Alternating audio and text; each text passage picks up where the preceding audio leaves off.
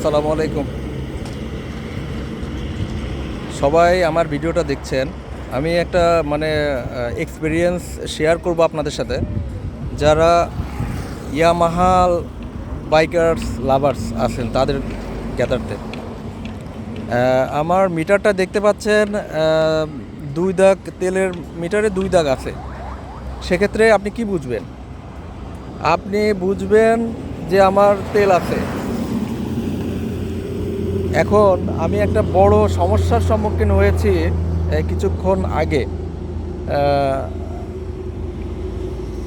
সিরাজগঞ্জ রোডের একটু আগে পাঁচলিয়া বাজার, এই পাঁচলিয়া বাজার দেখেন, এইখানটায় আমি আছি। দেখেন কত বড় একটা বিপদের মধ্যে আছি আমি।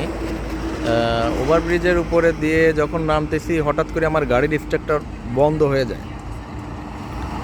সেক্ষেত্রে আমি চিন্তা করি তাহলে আমার গাড়ির কোনো সমস্যা হলো কি না। সাইড হয়ে যাওয়া যে আমি দেখতে পেলাম যে কোনো প্রবলেম নাই।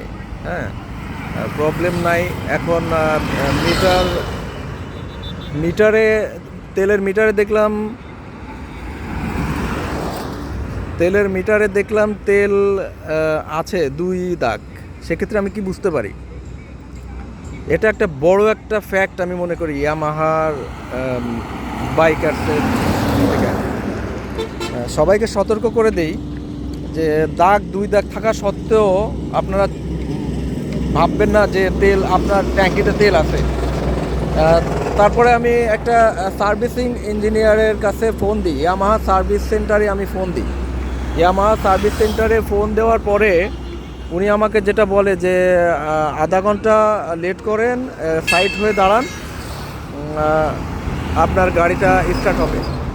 পরবর্তীতে সে আমাকে একটা সাজেশন দেয় যে আপনার ফুয়েল ট্যাঙ্কটা ওপেন করেন। ফুয়েল ট্যাঙ্কটা ওপেন করার পরে দেখেন তেল আসলে আছে কি না। আমি চিন্তা করলাম যে না, এটা কীভাবে সম্ভব? আমার মিটারে দুই দাগ শো করতেছে, সেক্ষেত্রে আমার ফুয়েল নাই। এটা তো আসলে মেনে নেওয়ার মতো না।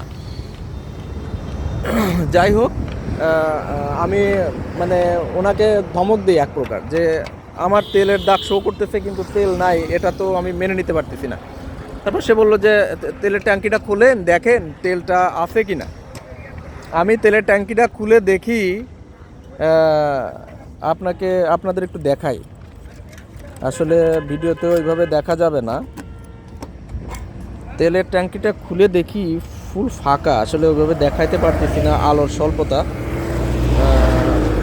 এখন আপনি কি বুঝতেছেন বলেন? একটা ইয়ামাহা বাইকার্স, এরা যারা ইয়ামাহা বাইকার্স লাভার আছেন, তারা আসলে এটা মাথায় নিন যে তেল সবসময় ফুল ট্যাঙ্কি করে রাখতে হবে।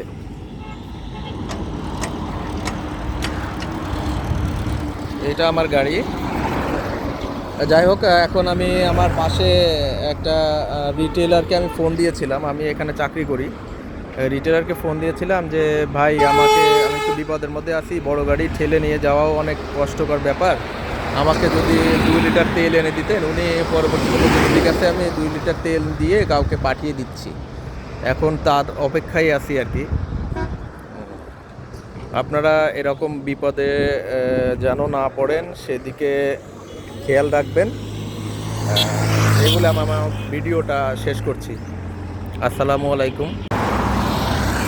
এক্ষেত্রে আরেকটু কথা না বললেই নয়। সেটা হচ্ছে ইয়ামাহা কোম্পানির জ্ঞাতার্থে জানাচ্ছি, ইয়ামাহা কোম্পানি এই প্রবলেমটা যেন সলভ করে দেয়, এটার জন্য অনুরোধ জানাচ্ছি আর কি। ভালো থাকবেন সবাই।